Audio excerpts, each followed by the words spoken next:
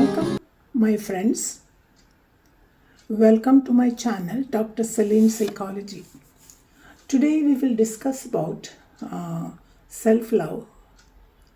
Why some can't love themselves. So this is the continuation of my last video. Now, I remember one of my client who came for counseling where she was not able to love herself. So in the counseling sessions, I could make out what happened to her when she was small. Infant actually, that before her birth, her family, her parents, they didn't want a girl. So this story was told to my client. Let us say she's Vimala. We'll give a fake name, Vimala. So she told me that how she came to know all those details. She said her granny told her. So actually she was looked by her grandmother, mother's mother, and she told her this what happened during her birth. So her father told her mother that she doesn't want any girl. He doesn't want any girl. So this tension was there for Vimala's mother. And when she was born that day, in the hospital, all those procedures are there.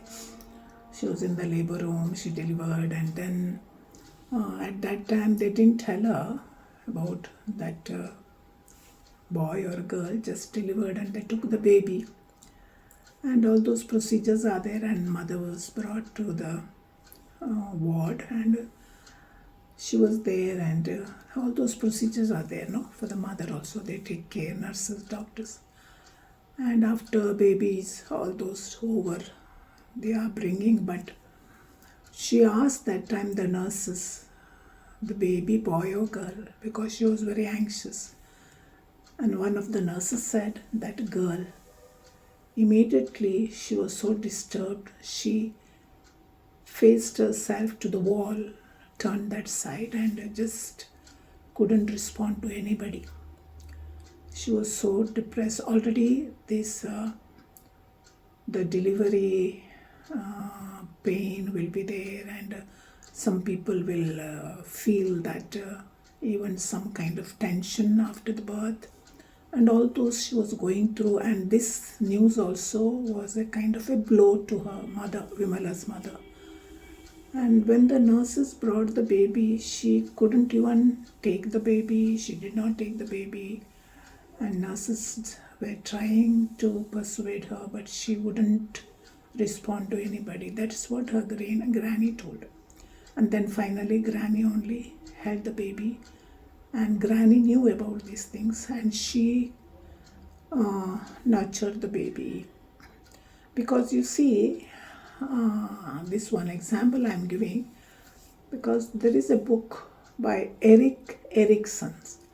Erik Erikson, that he explains to us about the 8 stages of psychosocial development. And in that he explains to us, in the description, I will give you about the book name. And so he explains there about this psychosocial development, 8 stages. And in each stage, there is a strength develops. And now I'll tell you only about this infancy, because this incident.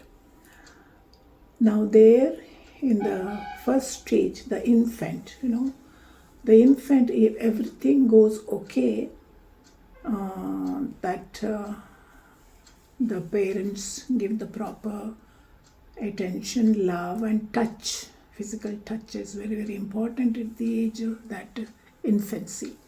So the infant develops, the strength is trust. So it's roughly from birth to about 1.5 to 2 years, okay? That is the infancy stage. And the infant develops a sense of trust if their needs are consistently met by the mother or caregivers, leading to a basic trust in the world. So this is what happens. And now you can understand that what happened to this means Vimala when she was infant. She missed that mother's touch. You know, this touch is very, very important for the infant. Physical touch. The mother is holding the baby, touching the baby, kissing the baby, hugging the baby. It's very, very important for the infancy.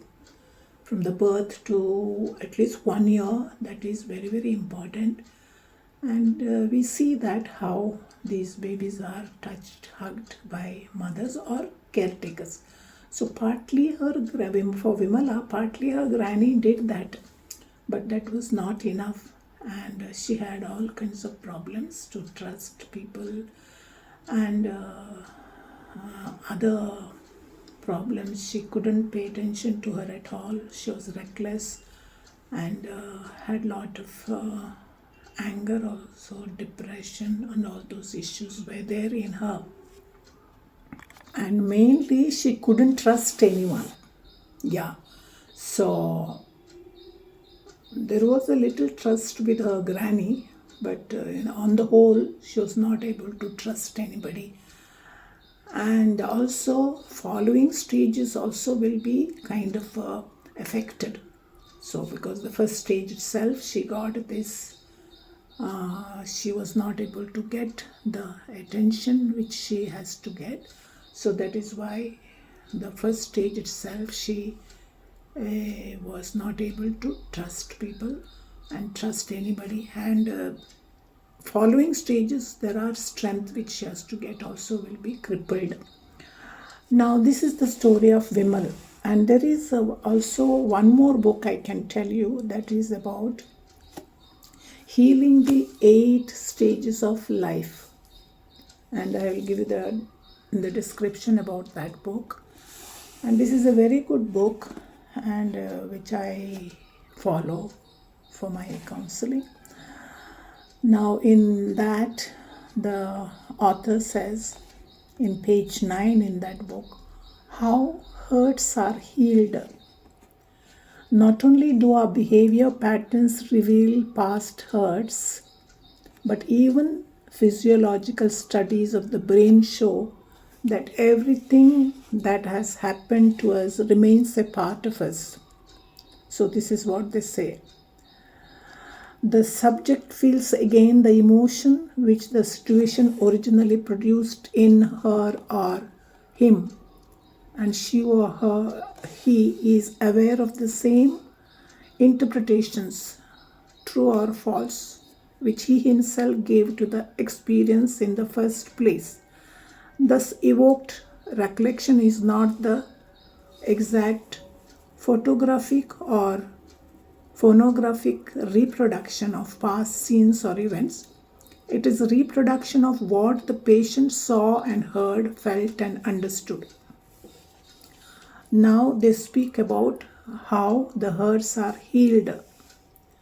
We carry not just past memories, but the pain or love associated with those memories. But fortunately, our past is always present not only to us, but also to Jesus. So here they speak more about in prayer how a person is healed. We can get untrapped from the negative effects of past hurts and turn those hurts into gifts for loving by bringing Jesus' love into hurtful memories. When we invite Jesus into a hurtful memory, we are not asking him to erase or help us forget the past. Rather, we are asking Jesus to heal our memories, just as he did for the Emmaus disciples. We read in the Holy Bible, Luke chapter 24, 13 to 35. When Jesus joined the depressed disciples on the road to Emmaus, the disciples' hearts were filled with grief and disappointment from their hurtful memories of Jesus' death. as they shared the events of the previous 3 days. Jesus listened and lovingly responded to each of the ways they felt hurt. Eventually, the disciples became so full of love that they could forgive Jesus and forgive themselves and all who had hurt them. The disciples traded with their depressed hearts for Jesus' joyful, loving heart. So when they got rid of their depression, and the fear, they got from Jesus joy and love. When they left Jesus, their own hearts were burning with them. In healing a memory, we share our heart with Jesus and take on his loving heart until we can see the past in a whole new way with Jesus' vision. By the time the disciples arrived at Emmaus, the greatest tragedy of their lives had been transformed into the greatest gift for loving as they joyfully announced to those who still grieved, the Lord has been raised. So this is shortly I am telling. So each of you can bring your hurt to God. Of course, I have given in the Christian perspective from the Bible. So, but those of other religions, those who watch my videos can take God and go to God and be there with your hurts, and God can take on your hurts and heal you. So I hope this will help you. But also in my previous video, I have given the self-love 8 tips.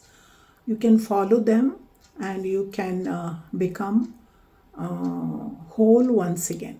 That means you can become joyful once again.